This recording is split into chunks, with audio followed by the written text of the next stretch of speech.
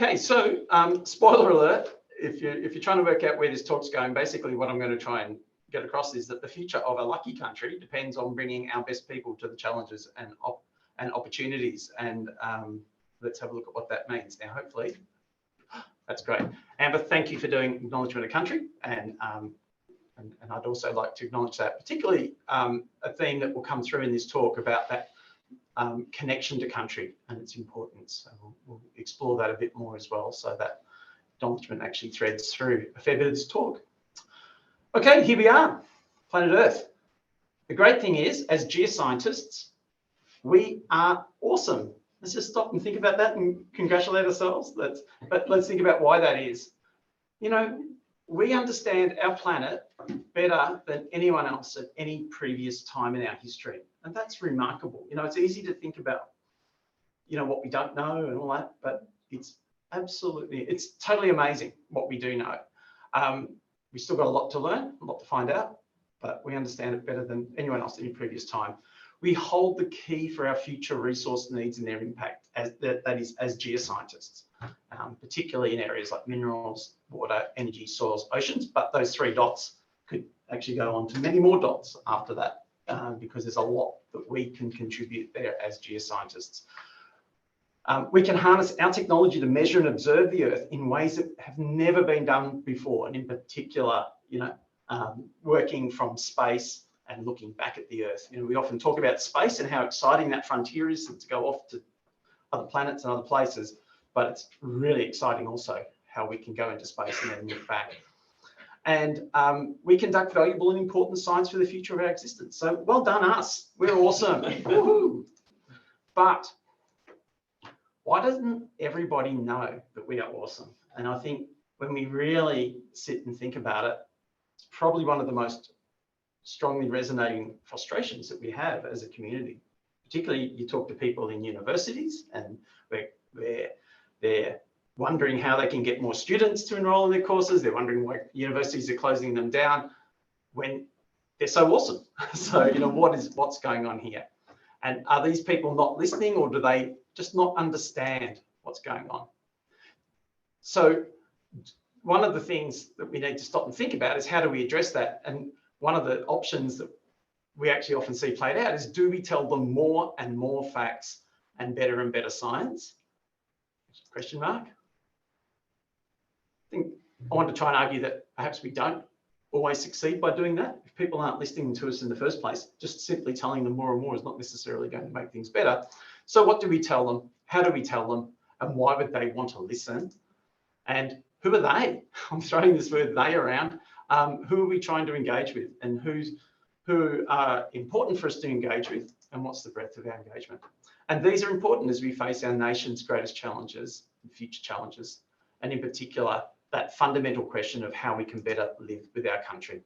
So what I'm going to talk about in this presentation are 3 main things. So you've got to concentrate on 3 things with this. I want to talk a little bit about building connection. I then want to move on to, can we be trusted? And a really important bit, it's great to talk about all those challenges and problems and what we need to do to be better, but let's actually start to think about what good looks like. And I think I'm hoping that that's something that distinguishes what I'm trying to talk about here from many other presentations that we hear, where we hear about the problem and less about actually what good looks like. So I'll finish with that, which relates to everyone, but I'll show some examples of things. So building connection. As a scientific community and society, there's a well-acknowledged connection to our subject matter expertise. We cherish it, we really do, particularly as we become more experienced as geoscientists. And we often use that to define the people we engage with, to define ourselves and to communicate. We are very keen on projecting our credentials, our experience. And we have a really good example. It's very similar to how we have a strong interest in seeing the right medical specialist. We talk about ourselves and what we do in that same sort of way. And it's great that we do that. But one of the things I'm going to throw at you right at the start here is that perhaps in our quest for elite subject matter expertise, we can forget about other connections. So we can effectively invest so much in our subject matter expertise that we can potentially become blinkered to other things. And in particular, that connection to country and Earth systems. So one really good example of how we might miss that is that we focus so much on our perhaps somewhat narrow part of geoscience expertise and forget about all those other parts of it. And I think that closes us down in our ideas and thoughts about how things can work. And then, of course, and particularly looking around and seeing not only people in government, people in industry, people in research, that connection to people and community is really important as well. So let's have a bit more of a look at that. So there's a well-acknowledged importance of this in many First Nations people, and I really want to acknowledge that. So really build from what we said at the start in acknowledging country and connection to country, but I also want to acknowledge how many of our First Nations people have really, have come from a background of that connection to country, but also Earth systems. And that's because that was such a fundamental part to how people have lived with the country. The concern is, is our society losing that connection to the country? And I think one really interesting way to consider that is walking around and looking at things and just looking at how much is, in inverted commas, improved by being paved and landscaped and changed to resemble some sort of generic shopping mall type landscape, rather than the actual authentic landscape that even when we pave it is still in existence in these places. And so what happens then is our true landscape starts to become out of sight, out of mind. And then when all of a sudden those landscape processes start to resume, like an area floods because it's low lying, doesn't matter how nicely paved it is, it can still flood. We seem to be shocked. And so appreciation of how our Earth systems work, and especially, I suppose, coming from Geoscience Australia, but also for all of us as citizens of a fairly a lucky country, so to speak, we really do have an appreciation, or need to have an appreciation for our nation's bit of the Earth and recognising that it fits into a wider Earth system. So a little challenge I want to throw at you is to think about, do we take that time to connect to the Earth? Do we choose not to, or are we too busy and distracted? And I think we often use "I'm too busy and distracted" as an excuse. And what happens, I feel, is that with time, we actually start to forget how to do it. And I think we still see semblances of this when we see geoscientists that used to work in the field a lot and don't go out in the field so much anymore. And what I think most people, most of us, are saying when we say that is that we feel we're starting to lose that connection point. And so I really want to highlight that, because that connection point is really, for all of us, one of our big drivers for why we got into doing what we do, but it's also what keeps our currency up and going. And I know many of you know it. I love it that I do hear stories about you guys getting out in the field, even if your job doesn't allow it so much anymore. But I just want to put some wind in the sail to all of you about that. And I think it's important. And I think you all know that you come back from that experience actually rejuvenated, and you feel that you've got a stronger story to tell, a stronger way to connect to what we're doing and why we're doing it. So that's a little bit about us as geoscientists and connection to country. Just a little bit about connection to people, which gets a little bit more complicated because people are very complicated at times. And one of the challenges that we have there as scientists is that we love communicating in matters of fact rather than matters of concern. And when we're often reaching out to communities, we're so keen to tell people about our credentials and expertise, and we feel that we're doing them a service by sharing with them our factual knowledge and expertise. But the problem can be that in many cases, those communities actually are not looking for more facts. They're looking for people that can understand, have empathy, and address their matters of concern. And I do highlight, I think you all know that, particularly when you talk about, oh, here's some person from Canberra, you know, and there's that concern about how connected are they really to this. Well, I think that feeling actually can potentially express itself with all of us if we're not careful. So what's important? Well, particularly engaging with people firsthand. And do we know the people that we're communicating with, and show that they are important enough for us to visit? And Amber, you were asking me, oh, it's really nice of you to come up. And it's like, well, I feel I'd be hypocritical if I didn't actually get out of Canberra Nice to know.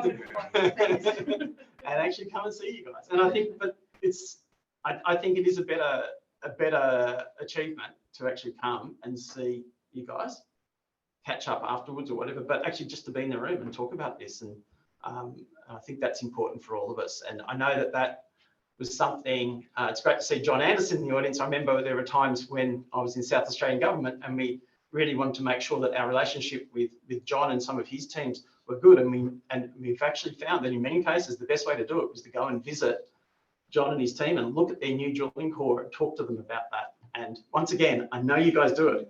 I just want to reinforce that and just really point out the importance of that. So one of the things that comes out of that, though, is it also requires that we actively listen and engage ahead of speaking. And I must confess that very often when we're in fora where we're talking about what we can do as geoscientists to improve our way, the focus is often on we need to be better at communicating. We need to communicate more. We need to, let's have some initiative that makes us communicate. And I'm not against that, but I'm not always convinced that that's the only way to do it. And I think there's a lot to gain from listening and engaging ahead of speaking.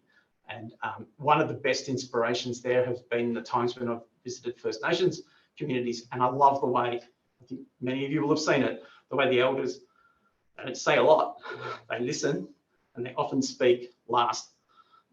But what they say is benefits from their knowledge and experience, but also because they've been listening. And that's something for us to think about. And so we need to understand not just what are the matters of concern, but also how those things become a matter of concern. So that's taking it to another level again. And why is that a concern? And one of the things there is that typically involves pain and failure. So there's a lot of discussion people have been saying for a long time about mineral resources supply chain and how that's not well understood. One of the challenges for us, though, is that the community, I don't think, has fully come on board with understanding the pain of that. They can still buy their car. They can still, most of the things that we're talking about that are going to be difficult to resource into the future, and therefore why we need to be exploring and mining and looking at those things, the pain point has not hit yet. And what we're trying to say is, let's do this before the pain point hits, but that's a challenge. And I've got other examples there. So contrast that with climate change, had exactly the same problem, but less so now. Why? Because people are starting to sense that there's changes afoot that are coming through and manifesting themselves. Cost and availability of food tends to be more shorter term, and that certainly comes up. And this is the classic at the end there. Toilet paper during COVID lockdowns. Why was that valuable? Because there was a pain point and failure that had to be addressed. All right, I won't let you dwell on that too much. We've all lived through it. Okay, so to sort of wrap up this little bit of the section is really to remember that our nation occupies a large part of the Earth and is therefore extremely important in the Earth systems. All those things like drivers of climate, resources and so forth, and how we live with them. Our future depends on that connection. It's not just about raw facts, it's actually about how we connect to that country and that part of Australia. And I think that's a really important thing that I don't think that all of the ministers and all of the members of our community really understand how important it is to cherish our connection, particularly through science and evidence to country. So I really want to help identify that and motivate that. And just to share a little bit of just some examples that just for those that don't know me and for those that do and are still trying to work it out, it's fair enough. But when I was an active researcher and university lecturer, I was obsessed with landscapes and our connection to them and particularly from a scientific perspective of how they form, how they work, and you know, some of the things that I was really obsessive about eventually became that it was one thing to understand the inorganic of the landscape, but the organic of the landscape made me, you know, just looking at that made me realise just how fundamentally important it is and how unique it is in Australia. So, you know, doing things like understanding that things like river red gum trees, and this particular one here has, you know, hundreds of ppm lead and zinc in it because it's led to a discovery of a mineral deposit near the pinnacles of Broken Hill that otherwise wasn't known about because it was under the creek and incidentally under the road. So it's the last place you look. But the trees actually picked it up beautifully.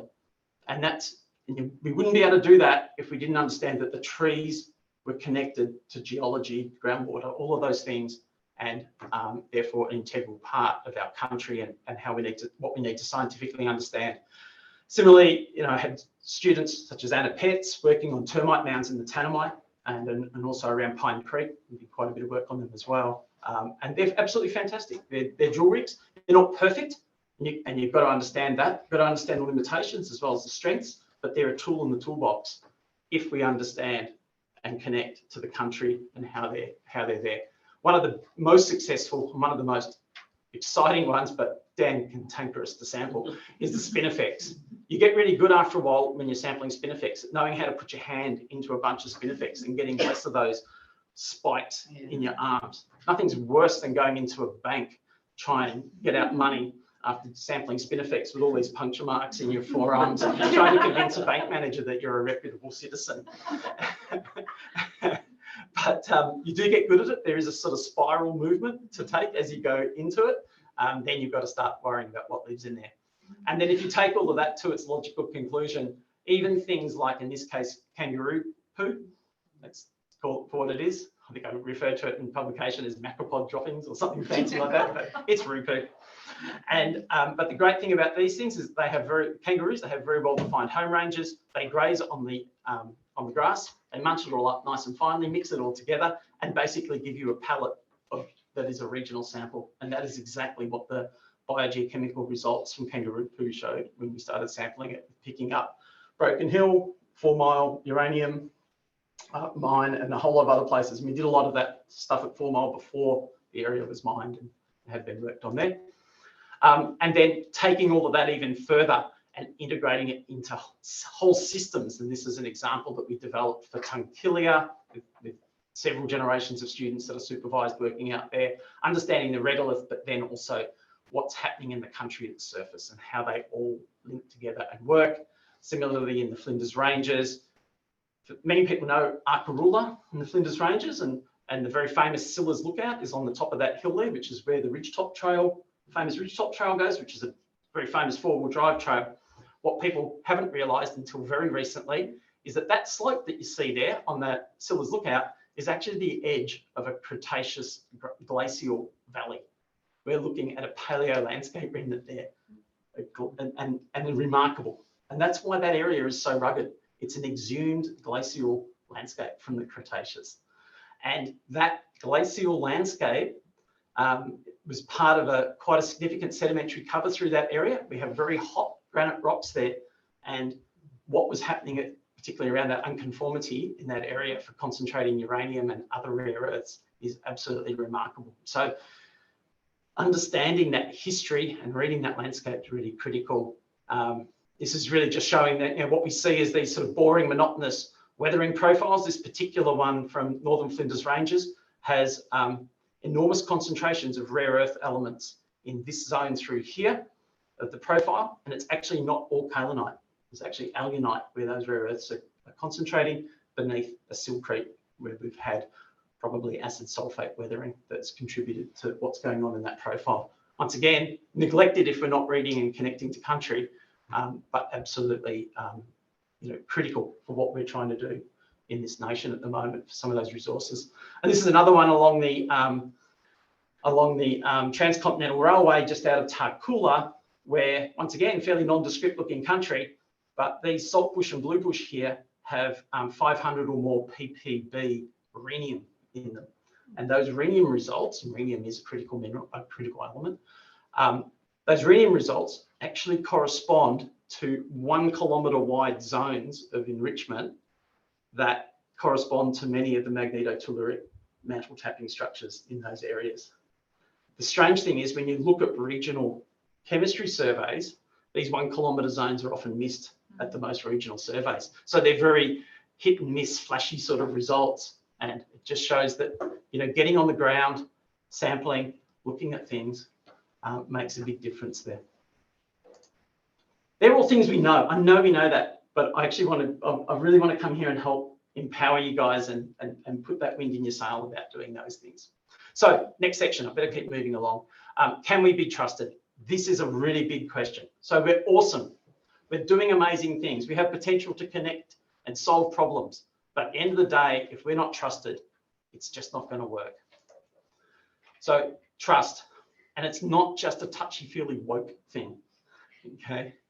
It's linked to our credibility, our integrity, intent, capability, and results. And it's scalar. It changes between self-trust, relationship trust, organizational trust, a whole lot of other parts of trust. Here's something to remember. When we work and are aligned with people we trust, we get more done because we're not constantly trying to reestablish, can I trust these people? And how do I cover that? And that's really important for us as geoscientists to remember. And societal trust, particularly when we look connecting to people, increases when we create value, when we give something back. It's public value. So, and when we add and create value. And that's why when many of you know this, that when you're approaching government, talking to government, the big question is, what is the value in the government supporting this? But it applies to so much about what we do. And the big one is that trust is not conditionally transactional.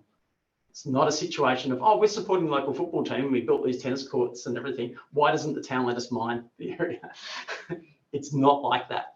It's actually about building that relationship. So, and the other thing to remember there, and we often feel a bit jibbed about this, is to remember that we often judge our own level of trust by our intentions. I didn't mean to do that. I had the best intentions, yet we assess others by their actions. And you know, it's important to think about that. And that's where actions, actually doing it, really counts instead of just thinking it or talking about it. Let me give you a really cool example. This is one of my favorite bits of this talk. I love this bit of it. This is actually, I did steal the idea of this from Simon Sinek, which is a little embarrassing. He's one of those American sort of self-help guru type guys. And but that's okay. You glean what you can from all sorts of places. And he talked about how the Navy SEALs do their recruiting because they're reportedly the best of the best of the best, you know, and all those sort of things. But the really interesting thing is you'd think it would be really simple, just get the best of the best of the best.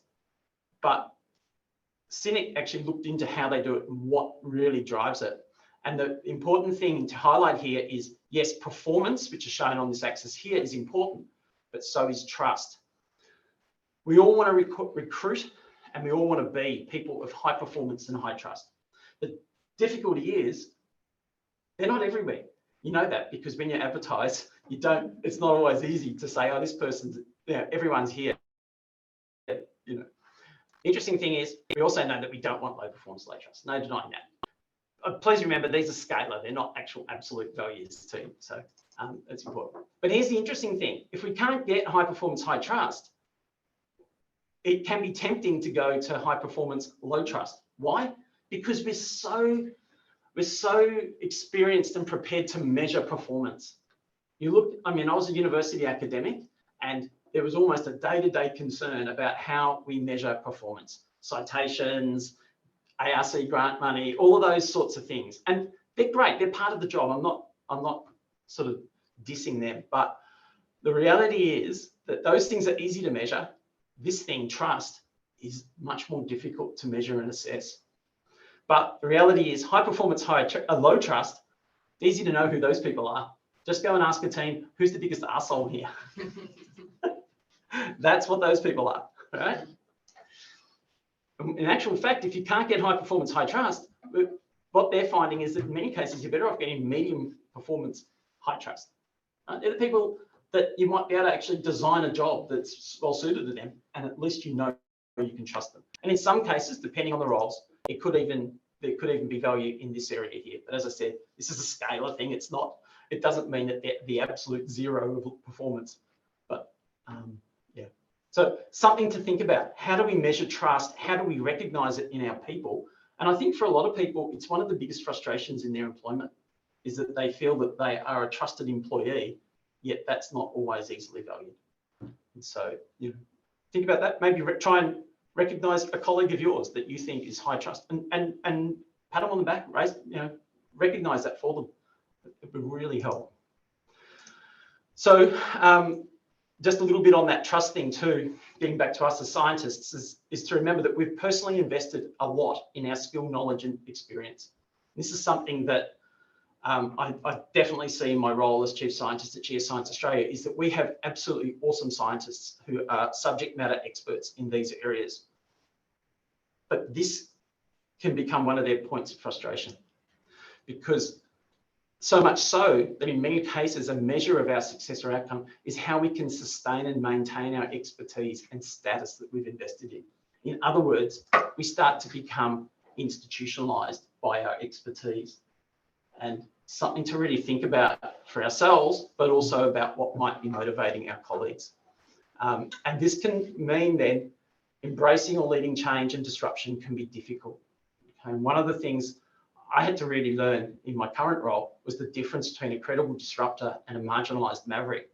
Marginalized mavericks, I think we all see them in our community. They're the people that know an awful lot about things, and a lot of what they say is spot on the money about the problems, but often lack or are frustrated because they're not able to actually instigate change.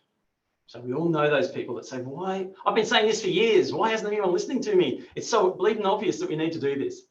The risk is of becoming a marginalized maverick as a scientist rather than a credible disruptor. A credible disruptor is the sort of person that jumps in the swimming pool and says, hey, this is awesome. Everyone should come in, and people come in the pool. Or the people like when you see Ian dancing on the dance floor and everyone says, hey, I'm going to get up and join him. That's credible disruption. So there's some things to remember around trust and how we actually navigate it around our science expertise. And as I said, that risk of being entrenched and institutionalized. And I love it when I see people that are prepared to use their science background and take on new things, go into new areas, because they're bringing a bit of that science into other domains. And yeah, I've already talked about the matters of fact thing, so I won't get into that again. You know, one of our big examples at Geoscience Australia was back when I started at GA in 2018. You know, we were doing all this work in Northern Australia. I will highlight personal favourite of mine. Northern Australia extended down to the southernmost part of South Australia on the Great Australian Bight, the shores of the Southern Ocean for a drilling program. That's I think that is a huge highlight. But I think many people up here in the NT know that, you know, we as Geoscience Australia, we had a multi-million-dollar program that had to deliver, but we got to a sticky point where we just couldn't get on the ground.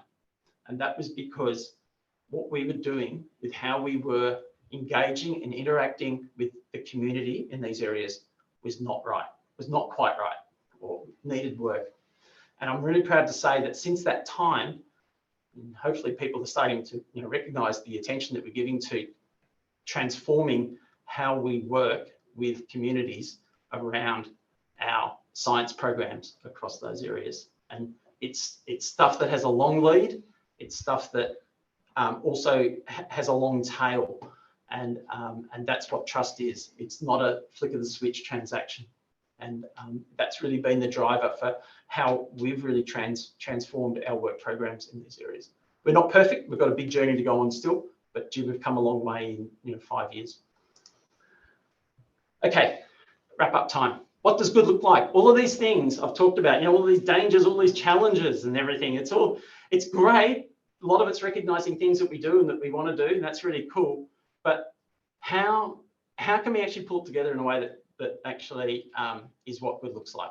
I'm just going to digress for a minute or two, just to give a bit more background on Geoscience Australia. This is the sort of, sorry, this is the almost like this is the plug time, right? You know, but it's not in other ways too. the funny thing about Geoscience Australia, and this is the main bit I want to say, I'm not going to bore you with every little detail about how wonderful we are. There's not enough time for that. But what I really want to highlight here is that I think before I joined Geoscience Australia, I knew that Geoscience Australia did a fair bit of stuff. But I still felt that the most important thing that Geoscience Australia did was the bit of Geoscience Australia that I worked with, right? And yeah, I can tell from what people are saying that they understand where I'm getting at there. And in particular in the geological surveys, the area that was a real focus is that building Australia's resources wealth. So, mineral resources, groundwater, energy, all of those sorts of things, but particularly mineral resources and energy. And, GA has an amazing heritage in that area through things like BMR, AGSO, and its current, Exploring for the Future program. Absolutely awesome in that space. And the other things that we do in that area are really incredible. But the strange thing that I didn't even fully appreciate when I joined GA is that is actually just a part and not even the biggest part of what we do at Geoscience Australia. And these are our 7 sort of strategic impact areas. That community safety area is really important, particularly monitoring of earthquakes. We've been really busy lately with bushfire mapping and flood mapping. So we are essentially a geospatial agency. Everything that we work on is about where, and everything happens somewhere. So that's pretty cool. So that means that we work on a lot of stuff, but that's a big part of what we do. We know that because when you have your earthquakes in Darwin, Geoscience Australia is on the radio. Right? But it's easy to forget that at times. And even the stuff that gets announced by people like the Bureau of Meteorology, a lot of that data, or some of that data, is actually coming from us as well. Our work in water resources, yes, the Bureau, CSIRO, very active in water resources, but we have a really key responsibility around groundwater, but also for surface water that can be mapped from Earth observation satellites. And so that's a big part of our work there. And marine work, our marine areas are actually larger than our onshore areas. And we know very little about, in our case, the bit that we really concentrate on is the bathymetry, the seafloor geography and geomorphology, and the composition of the seafloor. And that's so fundamentally important, particularly when we're looking at things like wind farms offshore and all those sorts of things. So there's a lot that we're doing there. This one, we use this creating a location-enabled Australia. So I shouldn't just say this one and put the cursor on it. People at home may not know what I'm doing. That creating a location-enabled Australia, you use it every day, in almost every moment of the day, because we're responsible for what you might call GPS network. Okay, but we drive that. And what we're doing in that space is driving it from what used to be that sort of 5-meter accuracy down to centimeter accuracy. So we're now, for most areas, actually already starting to do 3 to 5 centimeter, getting towards that 3 to 5 centimeters, certainly 10 centimeters in some areas. That's really amazing. That has implications for our society that we don't even fully know what they are yet. And the thing that scares me about it, it's even better than my carpentry skills. So, maybe instead of me attempting to use a tape measure and ruler, I should just use my mobile phone and measure it that way. The other thing that we're doing there is, in that creating a location-enabled Australia, is our Earth observation work. I don't know how many people have looked at and are aware of Digital Earth Australia. Yeah, it's awesome. It is. It's a free platform that has it's basically a repository of decades of satellite data. So we've been collecting satellite data for Australia since the 1970s. And increasingly we're putting air photos in there too, which takes us all the way back through the 1900s, very early parts, 1920s, 1940s, and so forth. And it puts it all together. And you can basically just search through that, and you can create little animations and movies that show landscape change through all of that stuff. And it's free. I didn't know about that when I joined GA, and it's amazing. The other thing that we're doing is a product that's going to be publicly released on the 30th of June called Digital Atlas of Australia. Digital Atlas of Australia will be a game changer for everyone. When you need to get government spatial data, and that there's a little bit in that department, there's a little bit in that area, a little bit in that area. Digital Atlas of Australia is not going to host all that data, but it's going to actually pull it all together to be a portal where you can access all of that stuff in the one place and work on making sure that that data is of sufficient quality that it can be integrated. Because you know how when you're getting that bit of data there, that bit of data there, and they're all on different datums, or that one actually, they didn't even note the datum that they're on, right? This is actually integrating all that stuff. And we're particularly concentrating on nations' foundation data. So you're going to be able to get national up-to-date coverage on roads, ports, all of those things, which many of the states and territories provide in a very good way, but it doesn't match. There's boundary faults all over the place. It's kind of the stuff that, as the geological surveys and the chief government geologists have been working on for ages about how do we bring that together, is now Digital Atlas of Australia will actually drive a lot of that. It's worth knowing because that's going to make everyone's job a lot easier when you're actually looking at foundation baseline stuff for your maps, but also then integrating your geoscience data with other data sets. Absolute game changer. So 30th of June, that's going to be launched. And this area is really about a lot of our communication, education, engagement. That's a big part of it. We've got a great education centre. And then this is really the internal thing of making sure that we're bringing our best people and doing the best things that we can. And as part of that, a lot of what I've talked about here today has been really what's come out of developing a science strategy for Geoscience Australia. And that's looking at how we do our science, what the science culture is, and ensuring that really, or recognizing firstly that one of the biggest risks that we all have as scientists is that loss of trust, that loss of credibility. And these are some of the ways that these won't solve those problems, but they provide a framework for how we address them and how we actually go about our work. And that, in my role as chief scientist, these 6 science principles and how we implement them in GA is the fundamental bread and butter of my job. So just to leave you with some thoughts here, those things that I talked about, ask ourselves the question, do we bring our best person to our science? Do we bring our best person to our geology? And I don't just mean our strongest, elite, most elite subject matter expertise. I mean things like trust. And is it safe to do that? Will we be respected or even recognised for doing that? That's why I said, find those people in your workforce that you trust and let them know that, right? And for some places, this requires significant cultural change. I think we've all seen it in different places. I think I might just, part of our journey has also been the makeup of who we are, and here's some really interesting things that we recognised in Geoscience Australia. We did have some gender challenges in our workforce, and particularly even into the senior leadership area. And I know our CEO, James Johnson, has been a very authentic, passionate advocate for these developments and changes. And I do agree, they make our place a better place and bring our best people in there. Interesting though, it's an ongoing journey. And I think we're now starting to see that how do we evolve this beyond binary, male, female kind of stats, but also a one-dimensional view on diversity. Diversity is actually diverse. It's one thing that's true.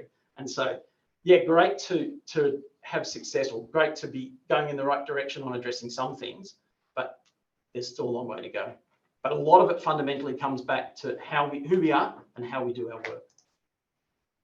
And this sort of work in this case, with First Nations communities, I love this stuff where we've developed, and these are all available for everyone on YouTube.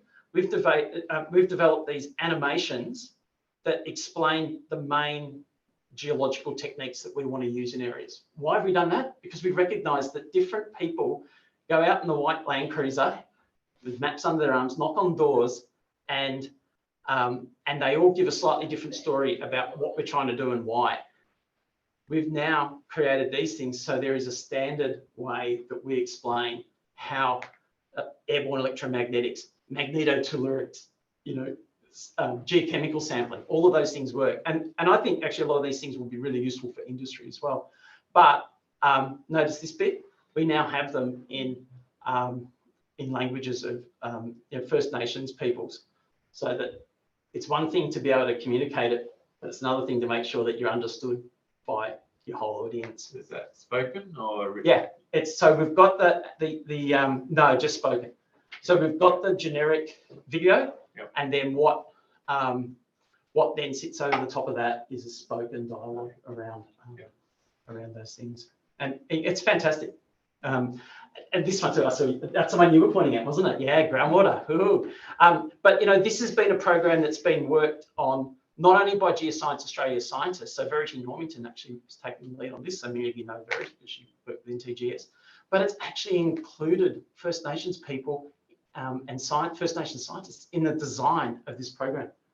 And so it's not just us telling them, it's actually all of us engaging and working together to explain those things. And this is just, that's a little bit out of date now, but this is our education centre team and the wonderful school visits that we have at Geoscience Australia. And, you know, we don't have a mandate to do that work, but we recognise that it is fundamentally important for our community and our science and who we are that we keep doing it. And we are chock-a-block on schools because all these schools come to Canberra, and it's just great to see that as part of that, they come and visit Geoscience Australia. And many of you will have, I think the last time many of you may have seen me was April last year when working out in the Tiwi Islands. And that visit was really about meeting the locals and lots of listening, lots of eating biscuits and listening. But actually having them show us, I know it looks like I'm pointing at stuff, but I don't know, I'm always flapping my arms, I guess, but was actually having the Tiwi Islanders show us the areas that they were concerned about. And the big one for the communities on Tiwi Islands was coastal erosion. You can see all this debris here. This is on Bathurst Island. And they weren't aware of, you know, Digital Earth Australia has a coastlines tool that shows from satellite imagery the erosion rates and retreats of coastlines. And so they were telling us about anecdotes, and we were then able to combine that with the science and evidence. And boy, oh boy, there were brain explosions going on about that.